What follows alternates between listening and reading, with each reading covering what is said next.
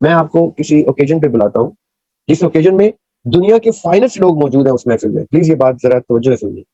آقا علیہ السلام سے لے کے تمام انبیاء علیہ السلام، تمام خلفائے راشدین، تمام گریٹس، تمام امام، تمام سینٹس، تمام فائنسٹ لوگ موجود ہیں ایک محفل میں. اور آپ کو میں نے کہا ہے کہ وائٹ کلر کے کپڑے پہن کے آنے. اور آپ جب کپڑے پہن کے اس دروازے میں انٹر ہونے لگتے ہیں تو وہاں پہ ایک اسکینر ہے جو بتائے گا کہ آپ کا ڈریس کلین ہے کہ نہیں. آپ اس اسکینر میں دیکھتے ہیں آپ کے وائٹ کپڑوں پہ دھبے ہی دھبے ہوتے ہیں اور دروازہ بالکل سامنے آپ کے، اور آپ شرم کے مارے انٹر نہیں ہو رہے. آپ کہتے ہیں نہیں نہیں نہیں، ڈریس کوڈ وائٹ کا تھا، میرے تو وائٹ ڈریس پہ دھبے آ گئے، تو آپ کیا کریں؟ تو وہ دربان جو کھڑا ہوا ہے وہ کہہ رہے کوئی مسئلہ نہیں، یہ 7 لانڈری ہے، اس لانڈری میں جائیں، اپنے یہ کپڑے دھوئیں اور آ جائیں. کہتے ہیں اوکے. آپ لانڈری میں جاتے ہیں تو لانڈری میں جہاں پہ ہم پانی سے دھلائی کرنے کا کانسیپٹ ہے دنیا میں، وہاں پہ آگ سے دھلائی کا کانسیپٹ ہے. بیکاز وہاں پہ جو گناہ ہیں اس کے دھبے ہیں، روٹی کے سالن کے کسی چیز کے دھبے نہیں ہیں، وہ دھلتے ہی آگ سے. اس لانڈری میں دھلائی آگ سے ہوتی ہے. تو آپ کہتے ہیں اچھا جلدی کرو مجھے اس میں ڈالو تاکہ میں یہ دھوؤں، کیونکہ میں وہ محفل نہیں مس کرنا چاہتا. تو وہ کہتے ہیں اچھا آپ دھوئیں، پھر آپ دھوئیں گے، پھر آپ اسکینر میں آئیں گے، دھوئیں گے، اسکینر میں آئیں گے، کرتے کرتے کرتے کرتے آپ خود سے جب تک آپ کا 100% یوزج کا دماغ یہ نہیں کہے گا کہ بھائی میرے تو کچھ گناہ جو دھلتے ہی نہیں ہیں، تو میرا یہ حصہ ہی کاٹ کے پھینک دو یار، کیونکہ سرٹن پورشن کے داغ اتر گئے، سرٹن پورشن کے نہیں اتر گئے، میں انٹر ہی نہیں ہو سکتا اسکینر میں، مجھے وہ داغ نظر آتے ہیں، میرا ڈریس وائٹ نہیں. اللہ سبحانہ و تعالیٰ نے ہم لوگوں کو بذریعہ اپنے انبیاء اور اپنے سینٹس اور رسول اور کتب اور ملائک اور signs and messages and dreams and visions, اتنے ہزاروں طریقوں سے ہم سب کو اللہ تعالیٰ کہتے ہیں دنیا میں کر لو، یقین کرو نہیں تو بعد میں پچھتاؤ گے. اور اس ٹائم میں کچھ بھی نہیں کروں گا، کیونکہ میں نے یہ مہلت دنیا میں دی ہے. دنیا کے ہر شخص کو میرا سسٹم جسٹس پر مبنی ہے. تم نبی کے بچے بھی ہوں گے تو میں تمہیں وہاں پہ دوبارہ موقع نہیں دوں. تو یہاں لوگ اپنے آپ کو کہتے ہیں نا جنت کا وارث بنا کے بیٹھے ہیں، وہ ایک حافظ 20 بندے جنت میں لے جائے گا، یار پتہ نہیں کیا کیسی گفتگو کرتے ہیں. جو معافی اور تلافی ہے یا معافی اور سزا ہے، اور یعنی گناہ اور سزا ہے اور توبہ ہے، یہ سب چیزیں جو ہیں یہ اللہ تعالیٰ کے قانون کا، اللہ تعالیٰ کے پروگیٹو کا حصہ ہے. ہم انسان ہونے کے ناطے کوئی اتھارٹی ایسی نہیں رکھتے. ہاں ایسا ضرور ہے کہ جب شریعت کا نفاذ ہوتا ہے، جب شرعی قوانین کے مطابق سزائیں ملتی ہیں تو ان کی فردر سزا نہیں ہوتی. یہ لاجک ہے ایبسولوٹ جسٹس کی. کل ہم نے یہ ڈسکس کیا تھا کہ جب ہم اس دنیا میں آتے ہیں تو ہماری اللہ تعالیٰ نگہداشت کا پروسیس سٹارٹ کر دیتے ہیں. From the oxygen that we receive to the light, the atmosphere, the climate, the environment, to the family around us, to the roof on top of our heads. وہ لوگ چھت نصیب ہوتی ہے، کیونکہ ایسے کہ اللہ تعالیٰ کے خاص پیارے لوگ ہیں جن کو اللہ تعالیٰ ڈائریکٹلی اپنی چھت کے سائے کے نیچے رکھتے ہیں. وہ ذرا زیادہ خوش نصیب لوگ ہوتے ہیں. اللہ تعالیٰ کے کاغذوں میں وہ زیادہ اللہ تعالیٰ کے پیارے ہوتے ہیں، اس لیے ان کو اللہ تعالیٰ کانکریٹ کی اور سیمنٹ کی چھت نہیں دیتے، بلکہ اپنے نیلے آسمان کی چھت کے نیچے پالنا مناسب سمجھتے ہیں، بہتر سمجھتے ہیں. ان کو وہ پریولیج دیتے ہیں جو پریولیج ہمیں نہیں ملتا، جن کو کانکریٹ کی چھت نصیب ہو. وہ اللہ تعالیٰ کی پریولیج کو زیادہ ڈیزرو کرتے ہیں کسی وجہ سے، جو ہم عموماً اپنی زندگیوں میں تو نہیں سمجھ پاتے. جب ہم انشاءاللہ اوپر یہ منظر دیکھیں گے کہ اللہ تعالیٰ نے ان کو اتنا پریولیج کیوں دیا تھا کہ ڈائریکٹلی اپنی چھت کے نیچے ان کو پالا تھا، وہ ہمیں تب پتہ چلے گا. کیونکہ ان کے مقدر میں، ان کی تقدیر میں کچھ ایسا عمل، کوئی ایسی چیز اللہ تعالیٰ وقت سے پہلے دیکھنے پہ قادر ہوتے ہیں کہ وہ ان کو ڈائریکٹلی اپنی چھت کے سائے تلے پالتے ہیں. دیکھنے میں شاید دنیا اس کو ایک سخت چیز سمجھے، دھوپ اور گرمی اور بارش اور گرد اور شور اور لوگوں کی میل ٹریٹمنٹ جو ہمیں بظاہر دکھائی دیتی ہے، لیکن اصل میں through the vertical perception of the lord یہ ساری سو کال دنیا کی تکلیفیں آخرت کی آسائشوں کا سبب ہوتی ہیں. اس لیے میں ان کو ہمیشہ زیادہ پریولیجڈ اور زیادہ اللہ تعالیٰ کے پریفرڈ لوگ سبب کرتا ہوں. ایک دفعہ میں آپ کو ایک قصہ سناتا ہوں چھوٹا سا. میرے والد صاحب کا جب انتقال ہوا تو it was 2001، اور اس دوران میں نے اپنا گریجویٹ پورا کیا تھا اور ماسٹرز کے ایڈمیشن کے لیے گولڈن کالج راولپنڈی میں میں نے اپنا فارم فل کیا. تو عموماً فارم کے اوپر لکھا ہوتا ہے نیم, آپ اس کے آگے نام لکھتے ہیں, پھر آپ نیچے لکھا ہوتا ہے فادر/گارڈین نیم, اور پھر باقی پوائنٹ ہوتے ہیں. تو جو فادر/گارڈین والی سائڈ تھی وہاں پہ عادت تو مجھے فادر کے آگے عظیم عرش میں لکھنے کی تھی, تو لیکن کیونکہ میرے والد صاحب کا انتقال ہو گیا تو میں نے فادر کو کاٹ کے گارڈین کو ٹک کیا اور آگے لکھ دیا اللہ سبحانہ و تعالیٰ. اور میں وہ فارم فل کر کے کب دے دیا مجھے یاد بھی نہیں رہا. تو ایک دن مجھے انٹرویو کی کال آئی. ہمارے ماسٹرز کے ایڈمیشن کے لیے عموماً کچھ 14 بچوں کے انٹرویو ہوتے ہیں.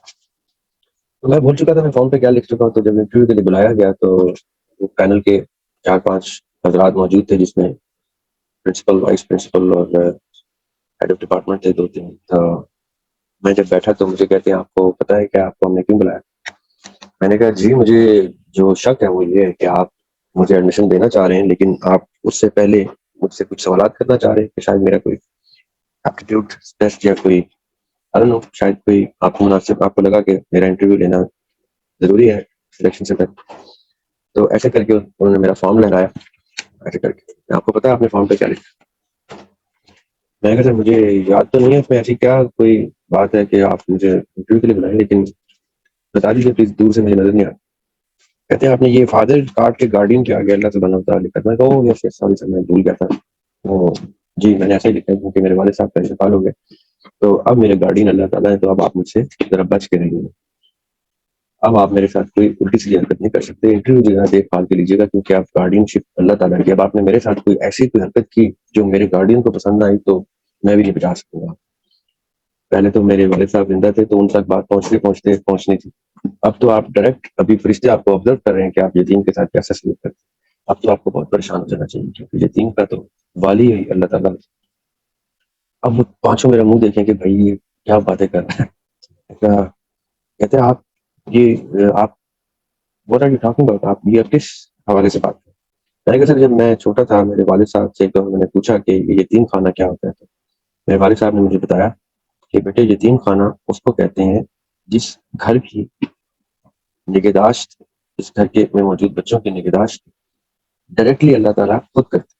اس کے اوپر اسپاٹ لائٹ فرشتوں کی ہوتی ہے اور ان بچوں کا رزق ڈائریکٹلی وہ اس گھر کو پہنچاتے ہیں, جس وجہ سے اچھے وقتوں میں لوگ یتیم خانوں میں اپنے گھروں کے اپنے استعمال کے سامان, جس میں بستر, تکیے, لحاف, کپڑے اور کھانا اور تحفے, ہر چیز ریگولرلی بھیجتے تھے, کیونکہ ان کو پتا تھا کہ یہ کاروبار ہم اللہ تعالیٰ سے کر رہے ہیں, کہ یہاں وہ بچے پائے جاتے ہیں جن کو ڈائریکٹلی اللہ تعالیٰ اپنی زیر نگرانی پال رہے ہیں. تو ہم جتنا کچھ اس گھر میں دیں گے اللہ تعالیٰ اس کو ڈائریکٹلی دیکھ کے ہمیں یہاں پہ بھی اجر دیں گے, یعنی 10 times the worth ریٹرن دیں گے, اور وہاں پہ بھی اجر دیں گے کہ انہوں نے میرے گھر کو, میرے گارڈین شپ والے بچوں کو پالنے میں اپنا رول پلے کیا. اب ان کے بچوں کو پالنے میں, ان کو پالنے میں میں اپنا رول پلے کروں. تو میں نے کہا سر مجھے والد صاحب نے یہ بتایا تھا. تو میں اس دن سے, جب میرے والد صاحب نے بتایا تو میں اس دن سے اپنے والد کی قدر کرنا شروع ہو گیا تھا کہ میرے والد کے جو گارڈین ہے وہ تو اللہ تعالیٰ ہے, کیونکہ میرے والد صاحب انتقال کر چکے. تو اب تو میرے بھی والد صاحب انتقال کر چکے ہیں, اب تو آپ ڈائریکٹلی مانیٹر ہوں گے. اب تو میں جہاں سے گزرتا جاؤں گا اپنے گھر سے لے کے کالج تک اور کالج سے لے کے واپس, تو میرے اوپر اسپاٹ لائٹس آنا شروع ہو گئی ہیں, فرشتے تعینات ہو چکے ہیں میرے ارد گرد. اب مجھے کوئی اچھا پیش آئے یا برا, وہ ڈائریکٹلی اللہ تعالیٰ اس کو نگاہ میں رکھے ہوئے ہیں, اور اس کا ریٹرن بھی ڈائریکٹلی ملے گا. تو آپ بہتر ہے آپ جلدی سے مجھے ایڈمیشن دیں اچھی طریقے سے, ہوتے ہیں کہ دریاب صاحب آپ جلدی سے جلدی آ جائیں ہمارے کالج میں, اور ہمیں یہ شرف بخشیں کہ آپ جس کلاس روم میں انٹر ہوں گے وہاں اللہ تعالیٰ کی اسپاٹ لائٹ انٹر ہو رہی ہوگی, فرشتے انٹر ہوں گے.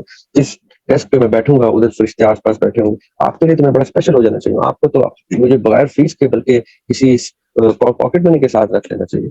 تو وہ بیچارے پریشان ہو گئے. وہ کہتے ہیں کہ یار یہ تم کون ہو, تم کہاں سے آئے. اچھا اس وقت ایک پروفیسر صاحب بیٹھے ہوئے تھے, ان کا نام تھا سجاد شیخ. اللہ تعالیٰ ان کو زندگی دے, پتہ نہیں وہ حیات ہے کہ نہیں.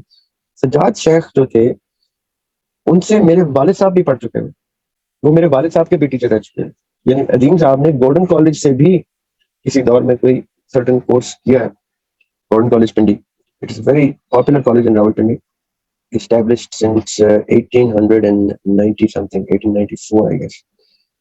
اور یہ آپ کے شیخ رشید صاحب بھی وہیں سے پڑھے ہوئے ہیں, ڈاکٹر اے کیو خان بھی وہاں سے پڑھے ہیں، اور کافی پاپولر لوگ، کافی بڑے لوگ، پی ٹی وی کے کافی نامور لوگ بھی وہاں سے پڑھے. اینی ویز، تو جب وہ سجاد شیخ صاحب نے دیکھا اور مجھے کہتے ہیں تمہارا نام کیا ہے، تو میں نے کہا جی میرا نام طیار ہاشمی ہے. کیا والد صاحب کا نام؟ میں نے کہا جی مرحوم کا نام عدیم ہاشمی. کہتے ہیں he remembered because my father was also a popular figure, so a teacher would remember when a student becomes popular. So کہتے ہیں تم عدیم ہاشمی کے بیٹے ہو؟ جی سر. تو تم نے گریجویٹ کہاں سے کی؟ میں نے کہا سر یہیں سے کیا. مجھے تب کیوں نہیں پتا چلا؟ میں نے کہا سر تب میں چھپتا پھرتا تھا نا، کیونکہ مجھے پتا تھا کہ آپ میرے والد صاحب کے ٹیچر ہیں. میری تو کرکٹ کھیلتے ہوئے بھی آپ کو نگاہ ہوتی، میری تو میں کچھ بھی ایکٹیویٹی کرتا، کلاس بنک کرتا، کچھ کرتا تو میں تو پھنس جاتا. تو میری تو ڈائریکٹ شکایت جانی تھی میرے والد صاحب کو. اس لیے میں آپ سے بڑے چھپ کے، میں نے 2-4 سال میں نے انٹرمیڈیٹ بھی یہیں سے کیا، تو میں نے 2-4 سال آپ سے بڑے چھپ کے گزارے. یہ تو اب میں کھل کے آ گیا ہوں کہ اب تو میرے گارڈین میں لگی ہے، تو اب آپ کو بچنا پڑے.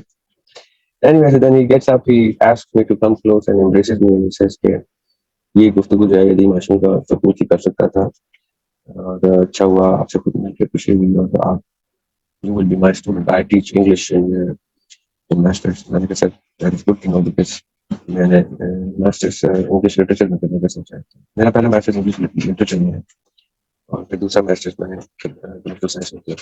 اینی وے، سو یہ سب بتانے کا مقصد کیا ہے کہ جیسے ہم دنیا میں آتے ہیں تو ہمیں وہ انڈر پریولیج لوگ جن کو کانکریٹ کی چھتیں اور ایک پروٹیکشن والے ماں باپ اور وہ لوگ ملتے ہیں، فیملی. وہ انڈر پریولیج کیوں کہہ رہا ہوں میں ان کو؟ کیونکہ پریولیج وہ ہیں جو بیچارے دکھنے میں کسی ایسی سچویشن میں پیدا ہوتے ہیں جن کو دنیا کی ہاریزونٹل پرسیپشن میں ہم مفلسی اور کسی قسم کی word even is such a painful word جسے کسی عذر کے ساتھ، کسی ایسی انڈر پریولیج سچویشن کے ساتھ جس میں بظاہر دیکھنے کو شاید ان کی کوئی نعمت کم نظر آتی ہو، ان کے کاغذوں میں ہاریزونٹل پرسیپشن میں ان کو سب سے زیادہ پریولیج لوگ سمجھتا ہوں. کیونکہ جس شخص کے پاس جتنی بھی نعمتیں زیادہ ہیں اتنی اس کی اکاؤنٹیبلٹی، اتنی اس کی سختی، اتنا اس نے جواب دینا ہے ان نعمتوں کا، اتنا سخت حساب ہونا ہے اس کا، اور اتنی کم گنجائش ہوگی اس کے پاس روز محشر ان تمام چیزوں کو ارن کرنے کی جو چیزیں وہ بائی برتھ توفتاً لے کے آئے. اب اس کا مطلب کیا ہے کہ whatever I have as a set of blessings or a set of physical features and a set of mental psychological features and a set of spiritual features، یہ سب وہ چیزیں ہیں جو بظاہر مجھے عطا تو ہو گئی ہیں، لیکن اللہ تعالیٰ جب چاہے جو ان میں سے چاہے نعمت واپس لے لے. whenever he wants to either test me by doing so or by punishing me for not having earned it the way I was supposed. اب یہ سیلف ریئلائزیشن کے اس ڈسکشن میں یہ کیوں آ رہی ہیں باتیں؟ کیونکہ آپ کے سیلف کی ڈیفینیشن کو پورا کرنے کے لیے بہت سے ایسپیکٹس ہیں آپ کی سیلف کے جو آپ نے سب سے پہلے ریکگنائز کرنے. میں یہ ہرگز نہیں کہتا کہ آپ بایولوجی کے اسٹوڈنٹ بن جائیں اور فزیولوجی کے اسٹوڈنٹ بن جائیں اور انیٹمی کے اسٹوڈنٹ بن جائیں اور میڈیسن کے اسٹوڈنٹ بن جائیں اور ڈاکٹر بن جائیں اور آپ اینالائز کریں کہ کتنی رگیں ہیں، کتنے مسلز ہیں، کتنی ہڈی ہیں. Without getting into the micro details, آپ خالی mechanism of operation of a human body کو بھی سمجھ لیں تو آپ کے لیے ایک حیران کن بات ہونی چاہیے. آپ کا ہر روز جو آپ اپنی زندگی کا دیکھتے ہیں، اور باقاعدہ طور پہ آپ کو ایک سینس آف فیئر ڈیولپ ہونا چاہیے، جس کو اسلام میں خشیت الہی کہا جاتا ہے. یعنی آپ اللہ تعالیٰ کے کانسٹنٹ اسٹیٹ آف فیئر میں رہیں، جس کو مولوی حضرات بہت نیگیٹولی پورٹری کرتے ہیں.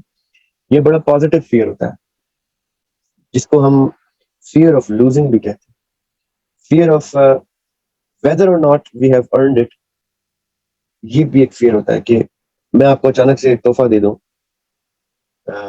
اور آپ کہیں کہ یہ کائے کو دیا، یہ کیوں، کیا ہے یہ، آپ نے کس لیے دیا؟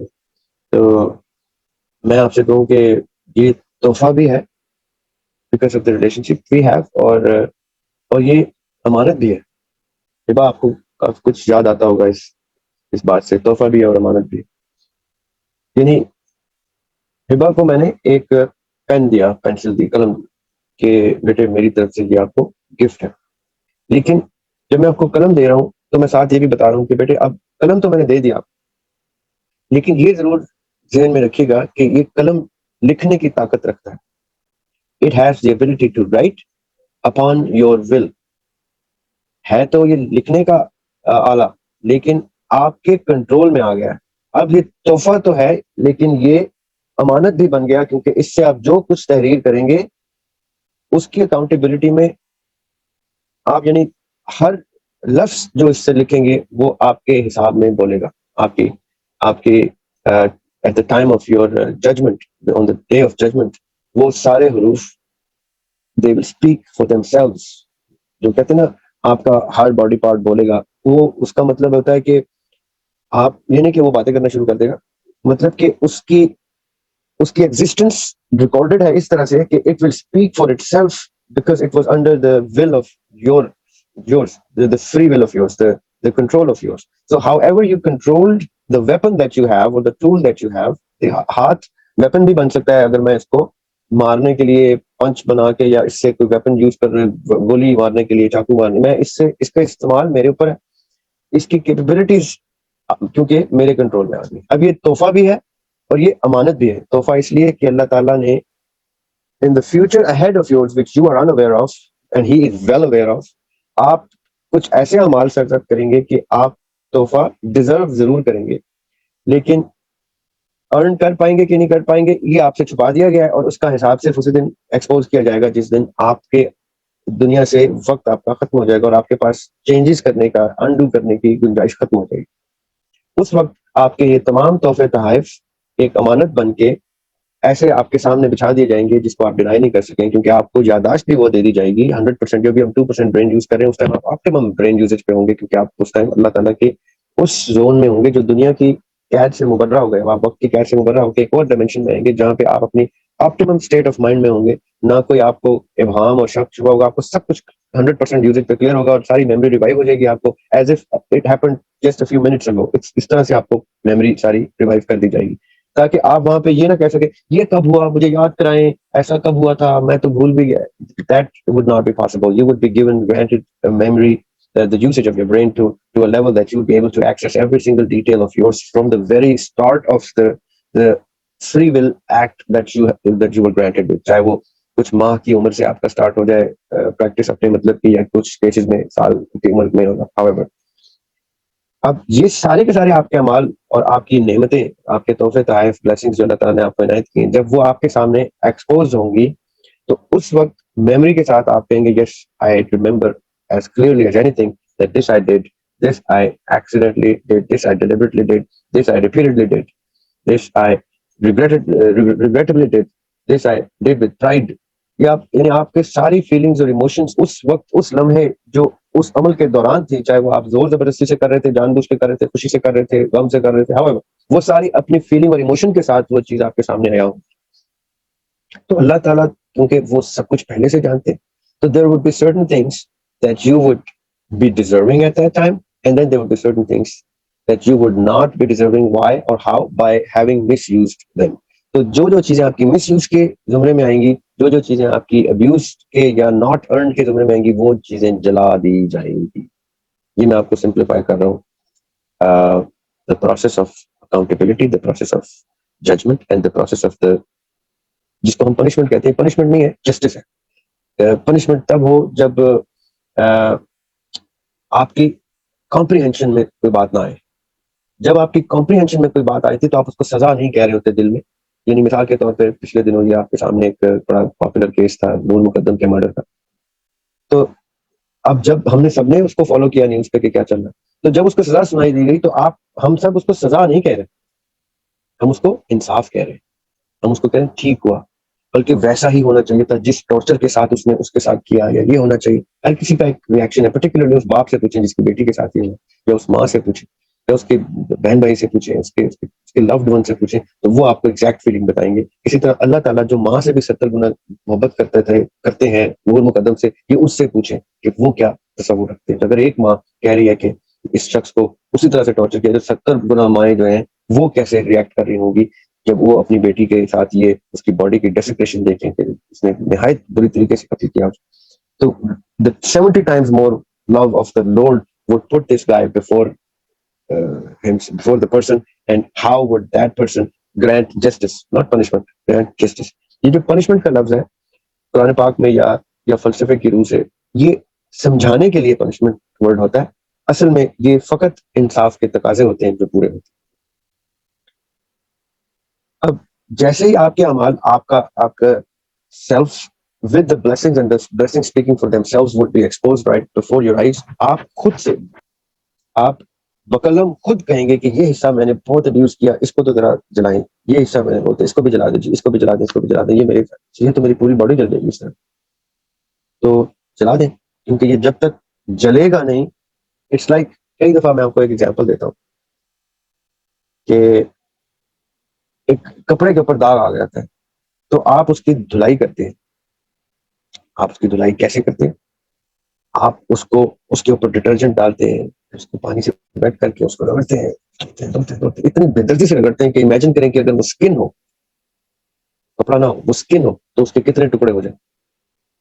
Just imagine for a moment کہ میری شرٹ پہ داغ نہیں آیا, دھونا میں نے شرٹ کی طرح ہی ہے, لیکن وہ شرٹ پہ نہیں آیا, وہ سکن پہ آیا, اور مجھے وہ ڈٹرجنٹ ڈال کے دھونا پڑ رہا ہے. تو اور ایک ٹائم آ رہا ہے آپ کو پتہ چل رہا ہے کہ داغ اتنا پکا ہو گیا ہے کہ آپ تو کپڑا ہی اٹھا کے پھینک دیتے, ضائع کر دیتے.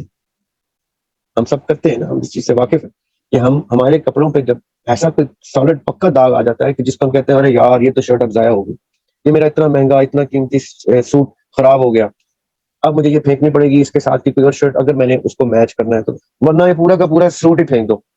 یہ ہمارا ایک, میں آپ کو ٹرو ٹو لائف ایگزامپل دے رہا ہوں. اسی طرح جو آپ کے جسم پہ داغ ہوگا in the shape of male use اور ابیوز بلیسنگ آف یورز, اس وقت آپ کا برین 100% یوز پہ کہہ رہا ہوگا اس کو چلاؤ, اس کو کسی طریقے سے, اس کو واش کیسے کریں گے, پانی سے نہیں دھلتا تو اس کو آگ سے جلا کے ایسے دھو کہ یہ جلد اتر جائے, پھٹ جائے. بے شک قرآن پاک میں یہ لکھا ہوا ہے کہ پھر جب وہ جلیں گے اتنے جہنم میں کہ ان کی وہ جلنا شروع ہوں گے, ان کی جلدیں اترنا شروع ہو جائیں گی, پھر ہم ان کو نئی جلدیں دیں گے تاکہ وہ درد محسوس کر سکیں. نئی جلدیں دیں گے, پھر روکیں درد محسوس کو سائڈ پہ کر دیں. نئی جلدیں دینے کا مطلب کیا ہے کہ وہ جلد جلنے سے بھی صاف نہیں ہو رہی, یعنی ہلکے سے برن سے صاف نہیں ہو رہی, تو اس کو پورا ہی جلا دیں گے اتنا کہ وہ جلد اتر جائے گی, پھر نئی دیں گے. مطلب کہ وہ ایک دفعہ برن ہونے پہ بھی داغ نہیں جا رہا اس نعمت کا, اس نعمت کے اوپر جو ہم نے گناہ کا ڈالا ہوا ہے, تو وہ ایک جلد دینے پہ نہیں ہوا, پھر دوسری جلد دیں گے. so many times, so much so that I myself, not the Lord Almighty, I myself would not be satisfied. I would keep on saying, یہ قرآن میں لکھا ہوا ہے کہ ہم یہاں تک کہیں گے کہ ہم نے اپنی جانوں پہ ظلم کیا, یہ ہم نے کیا کیا. یہ آہیں جو ہوں گی وہ تکلیف سے زیادہ مایوسی کی اور ریگریٹ اور ریپینٹنس کی ہوں گی. وہ یہ نہیں کہ وہ مجھے مت جلاؤ, مجھے مت جلاؤ, میں جل رہا ہوں. نو, کہ یہ میں نے اپنے ساتھ کیا کیا, چلاؤ اس کو, تکلیف بھی ہو رہی ہے اور آپ کہہ رہے ہیں اس کو اتارو, کیونکہ to enter into relax stage of heaven there is a dress code. میں آپ کو کسی اوکیجن پہ بلاتا ہوں جس اوکیجن میں دنیا کے فائنسٹ لوگ موجود ہیں اس محفل میں. پلیز یہ بات ذرا توجہ سے سنیے. آقا علیہ السلام سے لے کے تمام انبیاء علیہ السلام, تمام خلفائے راشدین, تمام گریٹس, تمام امام, تمام سینٹس, تمام فائنسٹ لوگ موجود ہیں ایک محفل میں.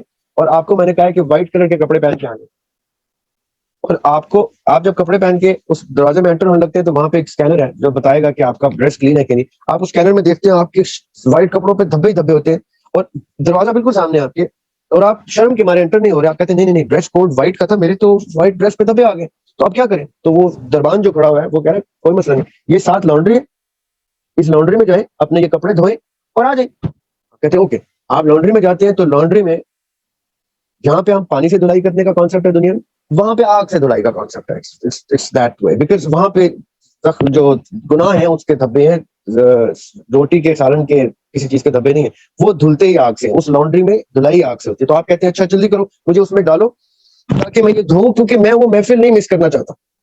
تو وہ کہتے ہیں اچھا آپ دھوئیں, پھر آپ دھوئیں گے, پھر آپ اسکینر میں آئیں گے, دھوئیں گے, اسکینر میں آئیں گے, کرتے کرتے کرتے کرتے آپ خود سے جب تک آپ کا 100% یوزج کا دماغ یہ نہیں کہے گا کہ بھائی میرے تو کچھ گناہ جو دھلتے ہی نہیں ہیں, تو میرا یہ حصہ ہی کاٹ کے پھینک دو یار, کیونکہ سرٹن پورشن کے داغ اتر گئے, سرٹن پورشن کے نہیں اتر گئے, میں انٹر ہی نہیں ہو سکتا اسکینر میں, مجھے وہ داغ نظر آتے ہیں, میرا ڈریس وائٹ نہیں. So you yourself will say that burn me until I am so clean that I am worthy to enter this mehfil where the dress code demands for the uniform to be exactly 100% cleansed. अब जैसे आपको ये comprehension आएगी, इस concept की comprehension आएगी, तो आपको ये कोई सजा जजा का कॉन्सेप्ट आपका खत्म हो जाएगा. आप सिर्फ और सिर्फ जस्टिस और क्लेंजिंग, दो चीजें रह जाएंगी आपके दिमाग कि मैंने at the cost of cleansing up there अपने ऊपर कोई फिल्थ लेना है, तो आप कहेंगे अल्लाह ताला मुझे माफ करे, मुझे जो फिल्थ लिया है मैं तो उसकी सोच में पड़ गया, आगे तो छोड़ दो, आगे तो मैं मर के कुछ उल्टा काम नहीं कर सकता, मुझे कॉम्प्रिहेंशन ऑफ क्लेंजिंग आ गई, comprehension of entry into the महफिल, the section where the biggest names of Mankind history मौजूद है, उधर का ड्रेस कोड पूरा करना है मैंने, तो अब क्या करूं मैं, अब तो मैं तो इस काबिल ही नहीं रहा, अब मैं क्लेंजिंग कैसे करूं जब तक मैं जिंदा हूं. तब आप उस कॉम्प्रिहेंशन के साथ सेल्फ एनालिसिस के प्रोसेस में आते, सेल्फ एक्चुअलाइजेशन के प्रोसेस में आते, सेल्फ असेसमेंट के प्रोसेस में आते, क्योंकि फिर आप अपने आप पे झूठ नहीं बोल सकते, क्योंकि अब आपको कॉम्प्रिहेंशन हो गई कि मैं खुद ही धुलने के लिए अपने आप को पेश कर दूंगा, तो बेहतर नहीं है कि मैं यहां से धो के जाऊं. यहां धोना आसान है, यहां पानी से भी धुल जाते हैं जख्म, यहां माफी से तौबा से भी धुल जाते हैं जख्म, यहाँ इबादत और मुशक्कत और मेहनत और खिदमत से भी धुल जाते हैं जख्म, यहाँ सिर्फ और सिर्फ इंसानियत, हुकूकुल इबाद और इन छोटे छोटे इजीली डूएबल कॉन्सेप्ट से भी धुल जाते हैं जख्म. वहां तो एक ही लॉन्ड्री रह जाती है, क्योंकि वहां ये वाला प्लेजर, ये वाला ease and comfort of cleansing खत्म हो जाता है, क्योंकि वो इसका एक सर्टेन टाइम स्पैन होता है. उसके बाद ये वक्त वापस नहीं आता. उसके बाद सिर्फ एक ही लॉन्ड्री है जो आग की भट्टी है, क्योंकि मिट्टी के ऊपर जब कोई चीज आएगी तो वो पानी से नहीं धुलेगी. हम मिट्टी के बर्तन है, मिट्टी के बर्तन को पक्का भी आग में किया जाता है. जब वो कुम्हार उसको बनाता है तो भट्टी उसके वेट मिट्टी के क्ले को, उसके बाद वो उसको आग की भट्टी में डालता है पक्का करने के. इसी तरह उस मिट्टी के बर्तन को रीमोल्ड करने के लिए आग में पका के आपने उसमें से गंदी दाग क्लेंस करके मिट्टी वापस रीमोल्ड करके तो आपने रीडिजाइन रीशेप करनी. अब ये सारा क्लेंजिंग का प्रोसेस अल्लाह सुब्हानहू व तआला ने हम लोगों को बजरिया अपने अंबिया और अपने सेंट्स और रसूल और कुतुब और मलाइक और science and messages and dreams and visions, इतने हजारों तरीकों से हम सबको अल्लाह ताला कहते हैं दुनिया में कर लो, यकीन करो नहीं तो बाद में पछताओगे, और उस टाइम मैं कुछ भी नहीं करूंगा, क्योंकि मैंने ये मोहलत दुनिया में दी है. दुनिया के हर शख्स को मेरा सिस्टम जस्टिस पर मबनी है. तुम नबी के बच्चे भी होंगे तो मैं तुम्हें वहां पे दोबारा मौका नहीं दूंगा. तो यहाँ लोग अपने आप को कहते हैं ना जन्नत का वारिस बना के बैठे हैं, वो एक हाफिज 20 बंदे जन्नत में ले जाएगा, यार पता नहीं क्या कैसी गुफ्तगू करते हैं. अल्लाह ताला के नबी पाक सल्लल्लाहु अलैहि वसल्लम अपनी बेटी फातिमा ज़हरा अलैहिस्सलाम के सर मुबारक पे हाथ मुबारक रख के कहते हैं, बेटे ये मत सोचना कि तुम नबी की बेटी हो तो तुम जन्नत में चली जाओगी. जन्नत की सरदार है वो, the leader of the women of haven, वो उनके the owner of everything, the hair to the throne of the Lord of everything, कह रहे हैं अपनी बेटी को उस वक्त कुल कायनात विजिट देख रही होगी, क्या कह रहे हैं कि ये मत सोचना कि तुम नबी की बेटी हो तो तुम जन्नत में चली जाओगी, तुम्हारे अमाल तुम्हें जन्नत में लेके जाए. इससे बड़ी स्टेटमेंट हिस्ट्री ऑफ मैनकाइंड में एग्जिस्ट नहीं करती कि सरवर कायनात saying to the leader of the women of Jannah that you will not go by means of any relationship or nepotism or favoritism or blood lineage or DNA or being God's beloved's daughter or whatever you want to call it. No, you will not. You will only go by means of your deeds. That is justice. Absolute justice. रब का justice absolute. उसमें कोई relativity का answer भी नहीं है, वो सिर्फ और सिर्फ absolute है. अब उस absolute justice की comprehension करते हुए जब हम अपने आप को assess करते हैं तो अपने सर से लेके अपने पांव तक, अपने दिल से लेके अपने दिमाग तक, जैसे वो आजकल वो उनका शहबाज शरीफ साहब के मीम मशहूर हो रहा है, कहते हैं दिल से लेके दिमाग तक, तो अपने दिल से लेके अपने दिमाग तक, अपनी सोच से लेके अपने तसव्वुर तक, अपनी तहरीर, अपनी शायरी से लेके अपनी प्रोज तक, अपने जुमलों से लेके अपनी पॉडकास्ट तक, everything that you have as a blessing will speak for itself whether or not you earned it or you burned it. If you earned it, you will not have to burn it. But if you did not earn it, be prepared to burn it. It's as simple as that. یہ وہ comprehension ہے جو میں self assessment, self realisation, self actualisation کے زمرے میں ڈالتا ہوں.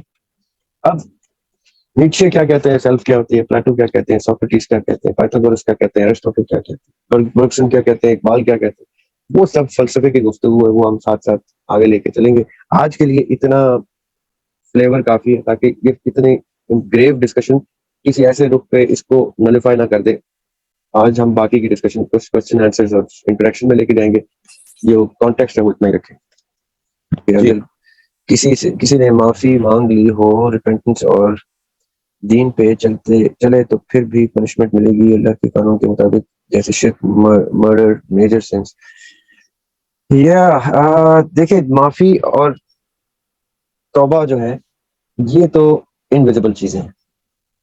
یعنی مجھ سے کوئی غلطی ہوئی، آپ نے مجھے معاف کر دیا تو مجھے دکھی نہیں ہو. اگر آپ نے بول بھی دیا تو مجھے پتہ نہیں ہے کہ آپ نے مربتاً بول دیا ہے، دل رکھنے کے لیے بول دیا ہے، نیتاً بولا ہے، دل سے بولا نہیں بولا.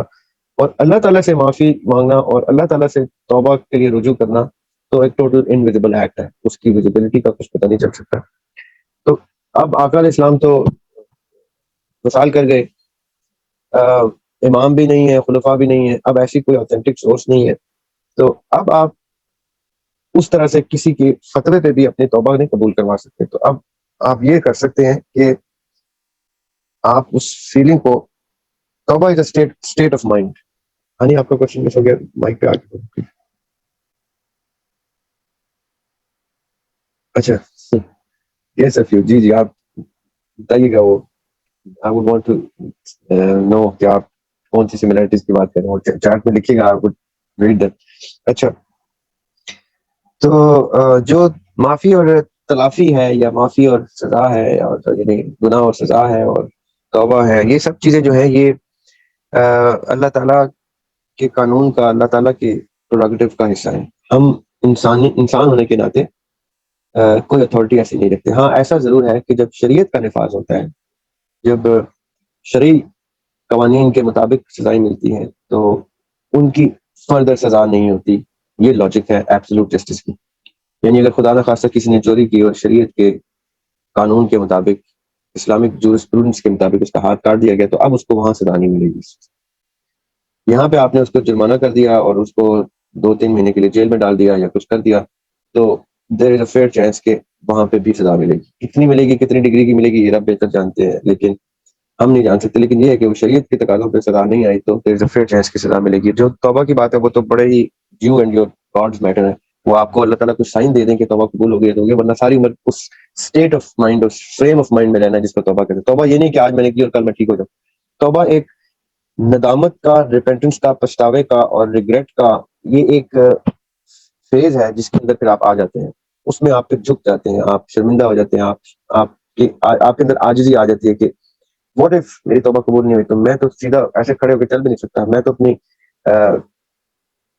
بلیسنگز بھی اس طرح سے انجوائے نہیں کر سکتا کیونکہ مجھے پتہ نہیں ہے کہ میری توبہ قبول ہوئی ہے کہ نہیں. تو میں عاجز ہو جاؤں گا. وہ اسٹیٹ آف مائنڈ ہی توبہ کی جو ہے وہ عجز و انکسار کی، وہ میں نے بڑے عاجز لوگ دیکھے ہیں اور انوی کیے ہیں کہ یار کاش میں اس طرح سے بات کروں جیسے یہ کرتے ہیں. یہ کتنے اللہ تعالیٰ کو کتنے پسند، مجھے اتنے اچھے لگ رہے ہیں ان کی عاجزی، ان کی انکساری، ان کی سافٹ بیہیویئر اتنا اچھا لگ رہا ہے. مجھے ایک انسان کو اتنا اچھا لگ رہا ہے تو اللہ تعالیٰ کو کتنا پسند آ رہے ہوں گے یہ. تو کاش میں بھی اتنا عاجز اور انکساری کے عزت و انکسار کے ساتھ زندگی گزاروں. میرے اندر بھی اللہ معاف کرے توبہ استغفار ایک ایروگنس کی اسمیل آ جاتی ہے، اور میری گفتگو سے یا میرے چال چلن سے یا میرے اوڑھنے بچھونے سے، میرے لکھنے سے، میرے کچھ بیان کرتے وقت جب ایروگنس سی فیل ہوتی ہے تو ڈر لگتا ہے کہ اس کا مطلب ہے کہ میں ٹھیک راستے پہ نہیں جا رہا. تو اس طرح ہر شخص جب اپنے اوپر وہ سچویشن طاری کر لیتا ہے کہ دکھتا ہی بندہ ایک عاجز سا ہے، تو وہ ایک اسٹیٹ آف مائنڈ ہے توبہ کی اور معافی کی اور اللہ تعالیٰ کے فیئر کی کہ میں نے جو کچھ کر دیا ہوا اب تک پتہ نہیں اس کا کیا نتیجہ نکلے گا، اور پتہ نہیں اللہ تعالیٰ مجھے معاف کریں گے کہ نہیں کریں گے، اور وہ انسان مجھے معاف کریں گے کہ نہیں کریں گے جن کے میں نے جانے انجانے میں دانستہ غیر دانستہ دل دکھایا ہے یا کچھ I owe them some sort of a feeling in return of a feeling or maybe somewhere something material thing اور میں نہیں دے پایا ہوں, تو وہ ایک وہ state of mind ہوتی ہے جو میرے I believe کہ وہ آپ نے carry on کرنی ہوتی ہے. ہاں جب آپ کے مخالف کوئی ایسی فورس آ جائے جو آپ کے رب کی اور آپ کی تعلیم اللہ تعالیٰ کے نبی کی تعلیمات کے اگینسٹ اور اسلام کی, تب آپ سینہ تان کے اس سے لڑتے ہیں, کیونکہ تب آپ کو پتہ ہے رب از آن یور سائڈ. اس کے علاوہ آپ when you have جو living in an Islamic atmosphere معاشرہ جہاں پہ سارے اللہ کے ماننے والے کوئی ایسی حد تک کوئی آپ کو اس طرح تلوار نہیں رکھ رہا کلمہ سے ترک کروانے کے لیے, تب آپ نے جو ان کی ساری سی زندگی گزارنی, that is a state of mind I believe, جو توبہ کی اور معافی کی اور ایکسیپٹنس کی ہے. جلنا ضروری ہے کہ پیوریفائی ہو جائے باوجود کہ توبہ کر لی اور بیسٹ ٹرائی کرنا دین. یا اگین وہ جلنے والا کانسیپٹ تو اوپر ہے, وہ تو آپ کو اوپر جا کے پتہ چلے گا آپ کی توبہ قبول ہوئی تھی یا نہیں ہوئی تھی, یا آپ کو آپ کے گناہ کی سزا ہے یا نہیں. السلام علیکم. وہ روشنی جو ہے جب زندگی کی اس ظلمت بھری انوائرمنٹ میں, اس جہالت بھرے انوائرمنٹ میں, وہ روشنی کی لائٹ آپ کو جب دین اور قرآن اور سنت کی روشنی ہوتی ہے, تو پھر آپ کو سب اس اینگل سے کلیئر نظر آتا ہے جس اینگل سے اللہ تعالیٰ آپ کو بیان کرنا چاہ رہے ہیں. اگر آپ اس کو کسی اور روشنی میں دیکھتے ہیں تو دکھے گا تو صحیح, لیکن ویسا نہیں دکھے گا, یا وہ چیز نہیں دکھے گی. جیسے میں آپ کو کہہ رہا تھا کہ ہم چھتوں کے نیچے پیدا ہونے والے اپنے آپ کو پریولیج سمجھتے ہیں, جبکہ دین کی روشنی میں پریولیج وہ ہے جس کو اللہ تعالیٰ نے آخرت میں نوازنا ہے, اور آخرت میں وہ زیادہ نوازا جائے گا جس کو دنیا میں کم بلیسنگز ملیں گی اور جس کی آخرت میں کم اکاؤنٹیبلٹی. تو جتنی کم بلیسنگز دنیا میں نظر آئیں گی اتنی زیادہ بلیسنگز ان کو آخرت میں ملیں گی. تو یہ جو اینگل ہے دیکھنے کا, یہ وہ ہیڈ لائٹ ہے گاڑی کی جس میں ظلمت بھری, ڈسٹریکشن بھری, ڈارکنیس بھری دنیا میں آپ کو جو چیز اس روشنی میں نظر آئے تو اتنی کلیئر نظر آئے. یہ نہ ہو کہ آپ اس کو انڈر پریولیج کہہ کے نعوذ باللہ استغفر اللہ کسی کلاس میں اور کیٹیگری میں آپ اس کو نیچے یا نچلے درجے یا طبقے اور ان چیزوں میں اور ذات میں اور اس چیزوں میں پڑھیں. یہ وہ جہالت کی کے اینگل ہے جس میں دکھتا بھی غلط ہے, الٹا ہی دکھتا ہے جو دکھتا ہے. یعنی پتھر جو ہوتا ہے وہ پھول بن کے دکھتا ہے اور آپ اس میں جا کے ٹکرا جاتے ہیں. پھر آپ کو جب اوپر جا کے وہ زخم دیکھتے ہیں تو آپ کہتے ہیں میں تو اس کو پھول سمجھتا رہا, وہ تو کانٹا تھا, انگارا تھا پتھر. یہ وہ اینگل کے, وہ میں نے ایک شعر لکھا تھا, آپ سے ہم کلام ہوتے ہیں, آپ سے ہم کلام ہوتے ہیں, بس وہیں قتل عام ہوتے ہیں. آپ سے ہم کلام ہوتے ہیں, بس وہیں قتل عام ہوتے ہیں. سوچ کے زاویے بدلتے ہیں. That's the share I want to draw the attention towards. سوچ کے زاویے بدلتے ہیں, لوگ ذہنی غلام ہوتے ہیں. میننگ آپ کے جتنی بھی سلیوری ہے, ڈپینڈنس ہے, ریلائنس ہے, وہ آپ کی اپنی بلٹ ان ہے. میں آپ کو کوئکلی ایک قصہ سناتا ہوں. The greatest musician, magician, the greatest magician جس کو مانا جاتا ہے, ہوڈینی نام تھا اس کا. وہ کلیم کرتا تھا کہ میں دنیا کا ہر تالا کھول سکتا ہوں. یہ سمینا یوسف ہینڈرس کے آپ مائک پہ بے شک آ جائیں, لیکن یہ قصہ سن لیجیے گا. وہ کلیم کرتا تھا کہ وہ دنیا کا ہر تالا کھول سکتا ہے, ہر تالا. اور اس نے کہا کہ دنیا میں کوئی ایسا تالا ہے, کلیم کرتا ہے تو مجھے بتاؤ میں وہ کھول سکتا ہوں. تو ایک جیل کا وارڈن تھا, اب میں کنٹریز بھول گیا ہوں کون سی کنٹری, آئی تھنک انگلینڈ تھی, انگلینڈ کا جیل کا وارڈن تھا. اس نے کہا کہ تم بہت بڑے میجیشین ہو, آ جاؤ میری جیل میں اس جیل میں تمہیں لاک کروں گا, تم وہ کھول کے دکھا دو تو میں تمہیں مان جاؤں. وہ کہتا ہے, وہ چیلنج ایکسیپٹ کرتا ہے, وہ جاتا ہے, ساری دنیا کی ساری پریس میڈیا وہاں پہنچ جاتا ہے. تو وہ کیا کرتا ہے کہ وہ کہتا ہے مجھے صرف لائٹ سے کپڑے اور ایک بیلٹ پہننے کی اجازت دی جائے, باقی میں سب کچھ کر لوں گا, میں کوئی ٹول نہیں لے کے جاؤں گا. وہ کہتے ہیں ٹھیک ہے. وہ اس کو لائٹ سے کپڑے پہناتے ہیں, بیلٹ ہوتی ہے اس کی پینٹس میں, اس کو اس لاک اپ میں ڈالتے دروازہ بند کر دیتے. اب وہ کیا کرتا ہے, وہ بیلٹ کھولتا ہے اور بیلٹ کی جو بکل کی پن ہوتی ہے اس پن سے وہ لاک کھولنے کی کوشش شروع کریں. اب سارے دیکھ رہے ہیں, آبزرو کر رہے ہیں کہ کتنی دیر میں لاک کھولے گا, کھول پائے گا نہیں. وہ 1 گھنٹہ گزرتا ہے, 2 گھنٹے گزرتے ہیں, تیسرا گھنٹہ گزرتا ہے, لوگ تشویش میں آ جاتے ہیں, چوتھا گھنٹہ, پانچواں گھنٹہ, کرتے کرتے کرتے کرتے پورا پہر گزر جاتا ہے, پسینے آنے شروع ہوتے ہیں اس کو, لوگوں کو لگتا ہے کہ یہ تو ہوگا ہی نہیں. پھر دوسرا پہر, تیسرا پہر, جب وہ پورا دن کو 24-25 گھنٹے گزر جاتے ہیں تو وہ تھک ہار کے گیو اپ کر دیتا ہے. وہ کہتا ہے میں تو ہار گیا, میں واقعی یہ تالا نہیں کھول سکتا. تو اتنے میں وارڈن کہتا ہے ڈو یو گیو اپ, کہتا ہے یس آئی گیو اپ. وارڈن کیا کرتا ہے, آتا ہے, دروازہ سلائڈ کر کے کھولتا ہے, تو وہ دیکھ کے حیران رہ جاتا ہے ہوڈینی, the door was never locked, the lock was here. دنیا کا سب سے بڑا میجیشین اپنے آپ کو جو ہر تالا کھولنے کا ایکسپرٹ کہتا تھا, اس کے دماغ پہ ایسا تالا لگ گیا تھا کہ بند کھلے ہوئے دروازے کو وہ لاک سمجھ کے اس کی لاک کو کھولنے کی کوشش کرتا رہا. while it was never locked to begin with.